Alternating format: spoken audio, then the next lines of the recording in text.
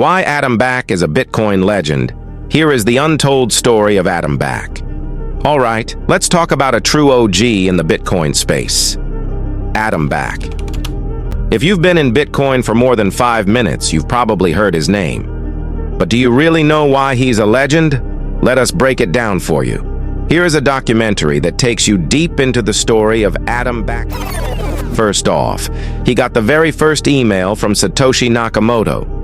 The creator of Bitcoin, before Bitcoin was even a thing, reached out to Adam Back when BTC was worth exactly $0. No hype, no moon boys, just an idea that would change everything. Second, he literally trafficked illegal code that helped win the crypto war. Back in the day, governments tried to control encryption like it was a weapon. Adam? He wasn't having it. He helped develop cypherpunk tech that made sure cryptography stayed in the hands of the people, not just the powerful. And if that's not enough, he's one of the few people actually cited in Satoshi's Bitcoin white paper. His work on Hashcash was a key inspiration for Bitcoin's proof-of-work system. In other words, no Adam Back, no Bitcoin as we know it. I think the internet itself brought a lot of kind of freedoms and more direct participation, for example, in media and blogging and conversations. It's less hierarchical. Initially some government friction and adapting to the concept that, while they could maybe influence a large media organization, it's very difficult to influence millions of independent voices with their own views and things. And, of course, that's progressed a lot since, the 80s and 90s. But from the interest in PGP, I joined the Cypherpunks list, which is basically a group of people interested in technology like that. So internet technology with some kind of privacy benefit or change in the balance of power. So the kind of things that Snowden came to blow the whistle on, people were suspicious of. And these were the kinds of people that were suspicious, is the government really actually recording all this stuff? And there was a whole kind of political battle about the banning of encryption, actually, or the banning of export of encryption from some countries, or, A PhD student in the UK, Adam Back was just 25 when he started experimenting with cryptography. But for him, it wasn't just about solving puzzles, it was about shifting the balance of power. He saw encryption as a tool, a way to push back against oppressive governments and give individuals more control over their own lives. While most people saw cryptography as a niche field, Adam saw a revolution. And he didn't just talk about it, he acted.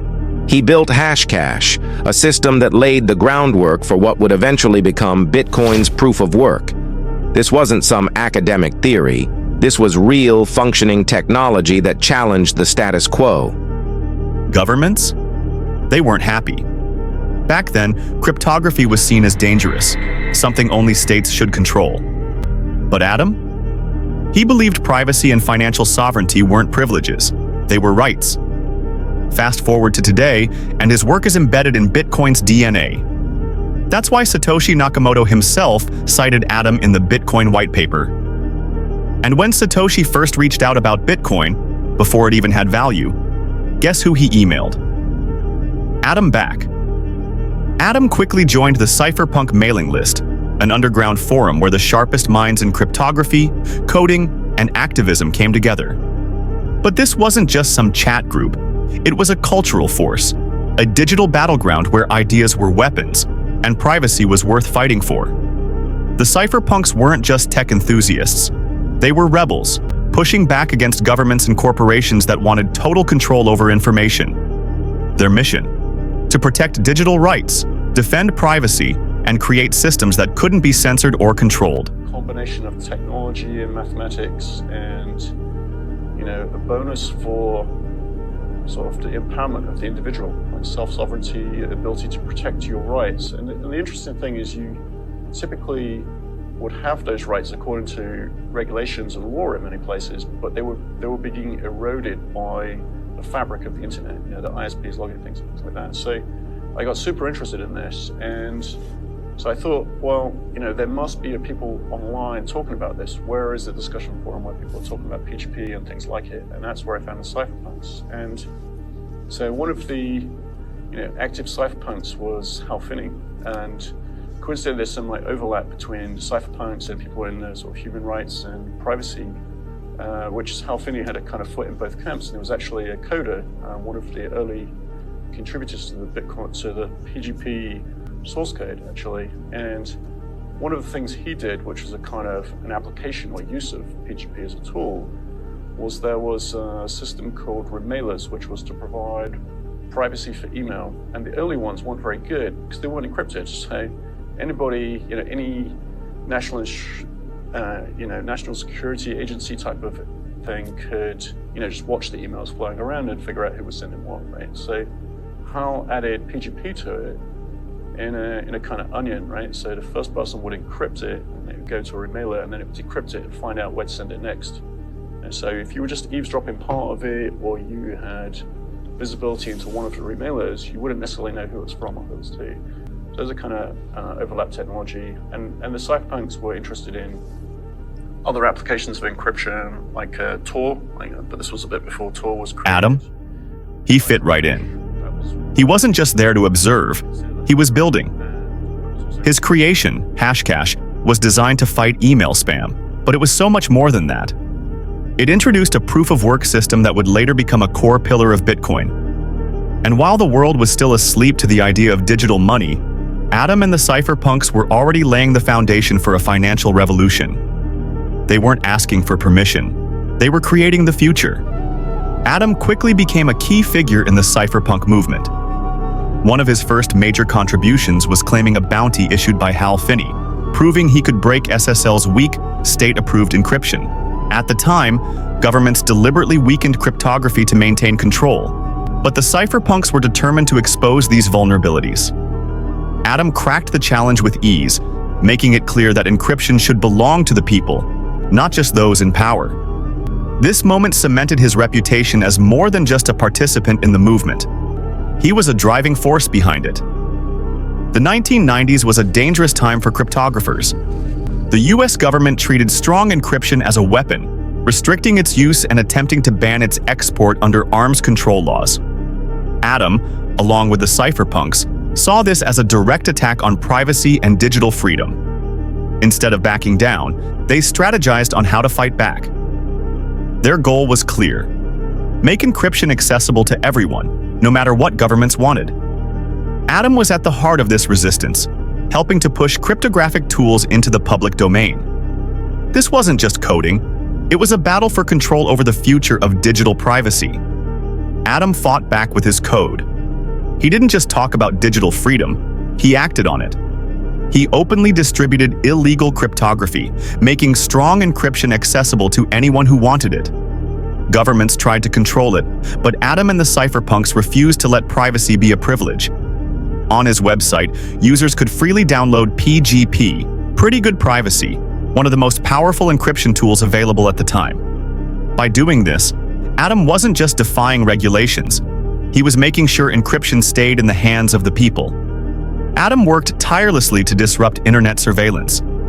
He knew that governments were monitoring online communications, so he found creative ways to push back.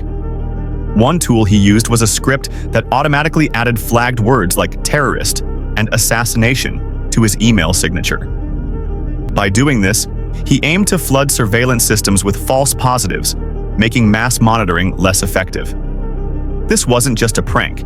It was a deliberate effort to protect privacy and anonymity in a world where digital surveillance was becoming the norm. Adam's next move was bold: the munitions T-shirt. A symbol of civil disobedience, it had just 3 lines of code printed on it. But these weren't just any lines of code. They were the very cryptography the US government was trying to ban. By simply wearing or exporting the shirt, Adam and others were technically violating weapons exporting laws. It was a powerful statement. If a few lines of code on a T-shirt could be considered a weapon, then the laws were broken, not the people. Introduced in 1997, Hashcash was Adam's most groundbreaking creation. For the first time, digital money could be backed by computing power rather than a central authority.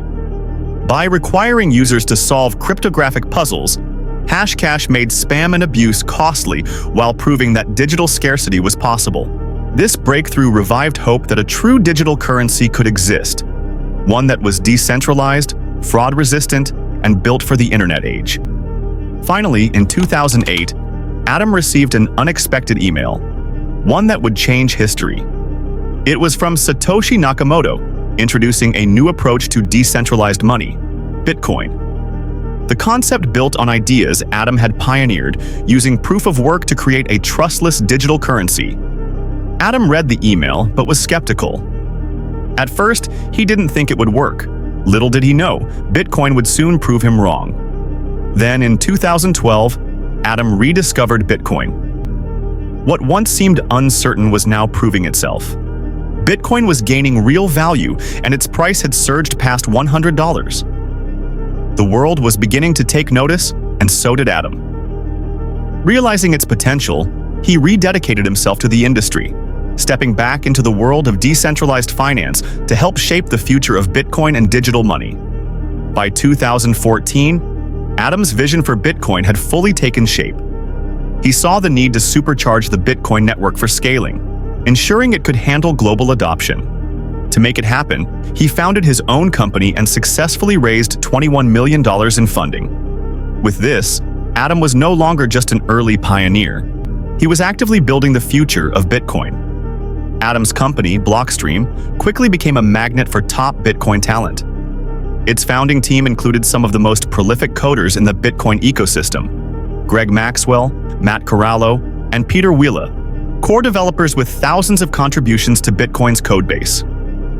With this powerhouse team, Blockstream became a driving force behind Bitcoin's development, security, and scalability.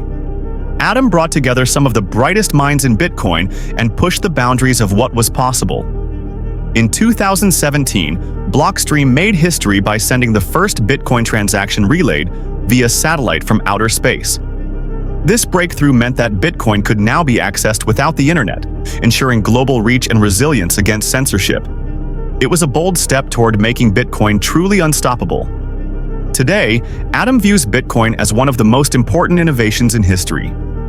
In 2020, when Bitcoin was priced at $9,500, he described it as a new wonder of the world. For him, it wasn't just digital money. It was a revolution in finance, privacy, and freedom. After decades of pushing for decentralized systems, Adam had seen his vision come to life.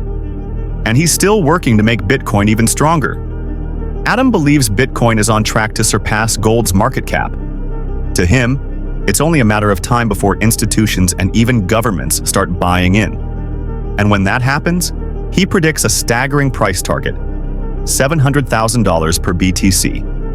For Adam, Bitcoin isn't just an asset, it's the future of money.